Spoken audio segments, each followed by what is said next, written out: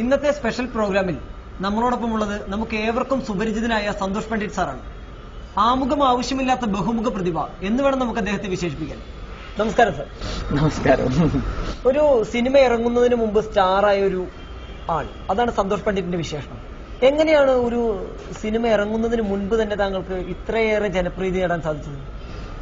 യഥാർത്ഥത്തിൽ ഈ ചോദ്യം എന്റെ ആരാധകരോടും വിമർശകരോടൊക്കെയാണ് ചോദിക്കേണ്ടത്.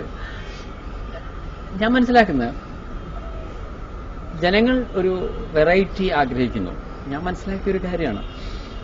കാരണം പുതുമയോടെ നമ്മൾ എന്തെങ്കിലും ഒരു കാര്യം ഒരാളിലേക്ക് നൽകുമ്പോൾ അത് ആളുകൾക്കതൊരു പെട്ടെന്ന് അത് ആക്സെപ്റ്റ് ചെയ്യാൻ സാധിക്കുന്നതാണ് സത്യം. പക്ഷെ അത് തന്നെയാണ് അതിന്റെ ഒരു മൈനസ് ആയിട്ടും വരിക. കാരണം ഇന്നേ വരെ ഉള്ളൊരു ഒരു കൺസെപ്റ്റ് ഉണ്ട്. ആ കൺസെപ്റ്റിനെ ഓപ്പോസിറ്റ് ആയിട്ട് ഒരു പെട്ടെന്നൊരു ഇത് വരുമ്പോൾ ഒരു ഫിലിം എന്ന് പറഞ്ഞാൽ അത് ഇങ്ങനെ പാട് എന്ന് മുൻകാല ധാരണയുള്ള ഒരു ടീമിനെ സംബന്ധിച്ചിടത്തോളം ഒരിക്കലും അത് ഉൾക്കൊള്ളാൻ കുറച്ച് പ്രയാസമുണ്ടാവും. അറ്റ് ദ സെയിം ടൈം ഇത് ഇങ്ങനെയും ആകാം. ഞാനൊരു ചെറിയൊരു എക്സാമ്പിൾ, വളരെ ചെറിയൊരു എക്സാമ്പിൾ ഞാൻ പറയുകയാണെങ്കിൽ, എന്നോട് ചിലർ ചോദിക്കണ്ടേ, സാറ് കണ്ണാടി ഒന്നും നോക്കാറില്ലേ, ഇങ്ങനെ സൗന്ദര്യം കുറഞ്ഞ ആളുകളൊന്നും ഈ സിനിമയിൽ അഭിനയിക്കാൻ പാടില്ല എന്ന് പറഞ്ഞു.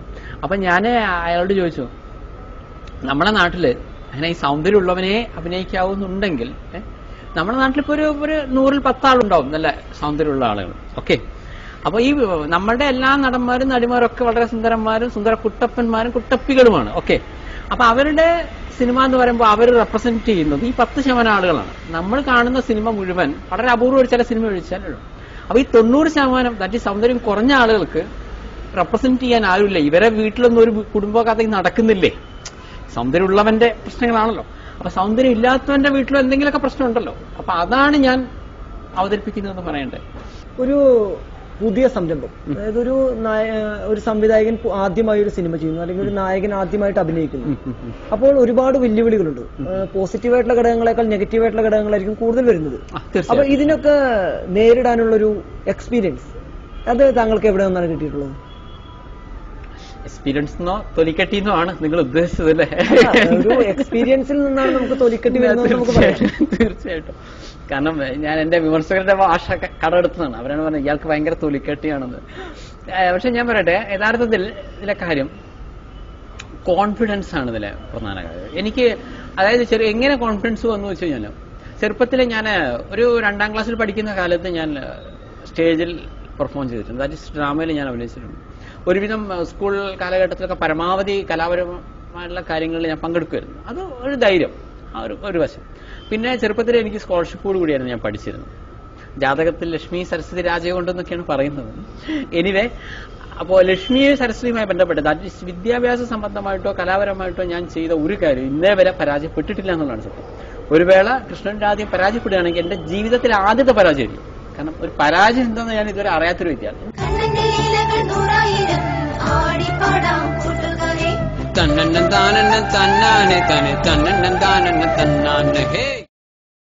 അടുത്തൊരു കാര്യം, കൃഷ്ണനും രാധയും മലയാള സിനിമയിൽ ശരിക്കൊരു മാറ്റത്തിന് വഴിതെളിക്കാവുന്ന ഒരു സിനിമയായിരിക്കും. കാരണം 8 ഗാനങ്ങൾ, അതുപോലെ തന്നെ ഡയലോഗുകൾ. അതുമാത്രമല്ല, മലയാളത്തിലെ ആദ്യത്തെ വയലന്റ് ലവ് സ്റ്റോറി എന്നാണ് അതിനെക്കുറിച്ച് താങ്കൾ തന്നെ വിശേഷിപ്പിച്ചിട്ടുള്ളത്. എന്താണ് ഈ ഒരു സിനിമയിൽ എന്താണ് താങ്കളൊരു പ്രത്യേകത ജനങ്ങൾക്ക് നൽകാൻ പോകുന്നത്? ഇപ്പോൾ താങ്കൾ പറഞ്ഞ പോലെ ഗാനങ്ങൾ മാത്രമാണ് ജനങ്ങൾ കണ്ടിട്ടുള്ളത്. തീർച്ചയായിട്ടും. അതായത് ഞാൻ മനസ്സിലാക്കിയാൽ നമ്മൾ ഒഴുക്കിനെതിരെ നിന്ന്, യഥാർത്ഥത്തിൽ അങ്ങനെയാണ് നമ്മൾ പറയേണ്ടത്. എല്ലാവരും ചെയ്യുന്ന ഒരു കൺവെൻഷണൽ ശൈലിയുണ്ട്. അതായത് അതാണ് ഞാൻ പറഞ്ഞ എന്റെ വിമർശകർ എന്നോട് ഇടയ്ക്ക് വിളിച്ച് ചോദിക്കുന്ന ഒരു ചോദ്യം. നിങ്ങളുടെ സിനിമയിലെ പാട്ടിന്റെ ഇടയിൽ ഒരു അടിസീനൊക്കെ കാണുന്നുണ്ടായി, ഇതെന്ത് അടിയാണ് കേട്ടോ, നിങ്ങൾ സിനിമയൊന്നും കാണാറില്ലേ എന്നാണ് എന്റെ വിമർശകർ ചോദിക്കുന്നത്. അടി എന്നൊക്കെ പറഞ്ഞാൽ എല്ലാവരും പറഞ്ഞാൽ ഒരു നായകൻ വന്നു കഴിഞ്ഞാൽ ഒരു 50 ആൾ നിൽക്കണം, ഒറ്റയടിക്ക് ഈ നായകൻ അവരെ അടിക്കണം.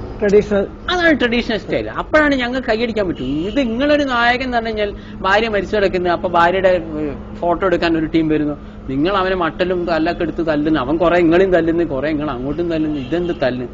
അപ്പൊ ഞാൻ അവനോട് എളുപ്പത്തിൽ ചോദിച്ചു, എടാ ഈ ഒരു സിറ്റുവേഷൻ നിന്റെ ജീവിതത്തിലാന്ന് ചോദിച്ചോ, നീ എങ്ങനെയാ കൈകാര്യം ചെയ്യുന്നത്? കറക്റ്റ് സന്തോഷ് സാർ എന്താണോ ചെയ്തത് അത് എന്റെ ലൈഫിൽ ഇങ്ങനെയാണ്. അപ്പൊ ഞാൻ പറഞ്ഞ ഓക്കെ, അതാണ് എന്റെ വിജയം. നീ പറഞ്ഞിട്ടോ നിന്റെ ജീവിതത്തിൽ ആണെങ്കിൽ നീ ഇങ്ങനെയാണ് അവനെ തല്ലാന്ന് പറഞ്ഞില്ല. കാരണം നമ്മൾ എക്സ്ട്രാ ഹ്യൂമൻ ബീയിങ് ഞാൻ അതിനെതിരല്ല. എക്സ്ട്രാ ഹ്യൂമൻ ബീയിങ് ആയിട്ട് സിനിമയാണ്. അവൻ പറഞ്ഞ സിനിമ എന്ന് പറയുമ്പോൾ അതിന് സിനിമയായിട്ട് എടുക്കാവും. അപ്പൊ ഞാൻ പറഞ്ഞ സിനിമ അങ്ങനെ എടുക്കാവൂ എന്നുള്ള നിയമങ്ങളൊന്നുമില്ല, ഇതിന് റിട്ടേൺ നിയമങ്ങളൊന്നുമില്ല. ഇങ്ങനെയുണ്ടല്ലോ, അറ്റ്ലീസ്റ്റ് നിങ്ങൾ പറഞ്ഞത് ഇത് നിങ്ങളുടെ ലൈഫായിട്ട് നിങ്ങൾക്ക് തോന്നിയത്, അതെന്റെ വിജയമാണ്.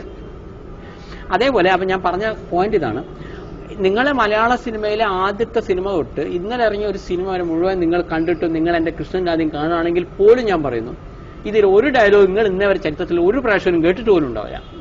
ഇനിയിപ്പോ അടുത്തൊരു കാര്യം, ആദ്യം തന്നെ ഹിറ്റായത് ഗാനങ്ങളാണ്.